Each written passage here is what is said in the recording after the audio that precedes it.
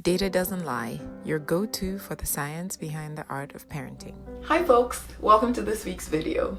This week we're going to try to answer the question, are humans, babies, born racist? Stick with me and let's dig in.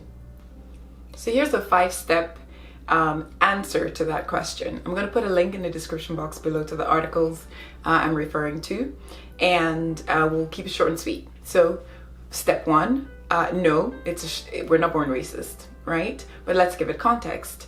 Newborns do not recognize race preference. They don't pay any more attention to a Caucasian face, a black face, an Asian face at birth. There's no race preference.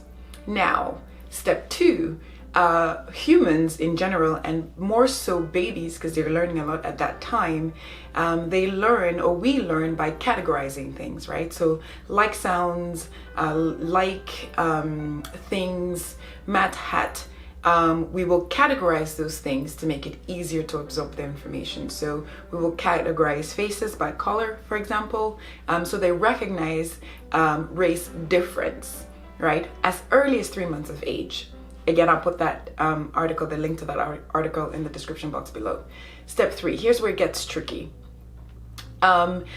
Even though babies can recognize the different races in the faces they see, in-group preference or favoritism or bias, if you will, starts to develop at 3 months of age. They will prefer to look at a face that they have more likely to have seen more frequently, right? Say a Caucasian baby has a Caucasian mom, will look longer at a Caucasian face than an Asian face or a black face or a Hispanic face. So that's step 3. Now step 4, how do we prevent this sort of preference from developing into racism? And the first sort of way we can do this is by acknowledging that there is a difference. Don't use the colorblind approach, because we see race. We're not colorblind.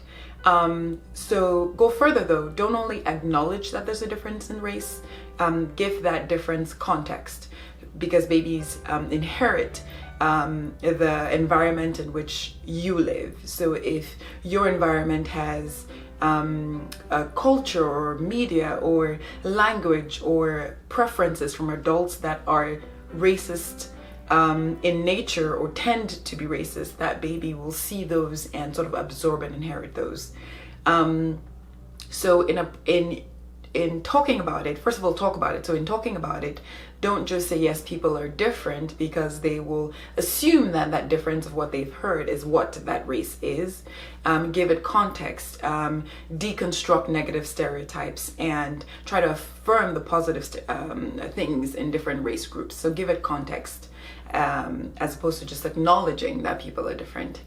And lastly, there's evidence that shows that a child is more likely to, so a parent's friend group or circle of friends is very likely to influence a baby's disposition to how open they are to new races. So if we as parents have a very homogeneous set of friends who all look the same, our babies are less likely to be open to new races or open to be to have a more open view of the world.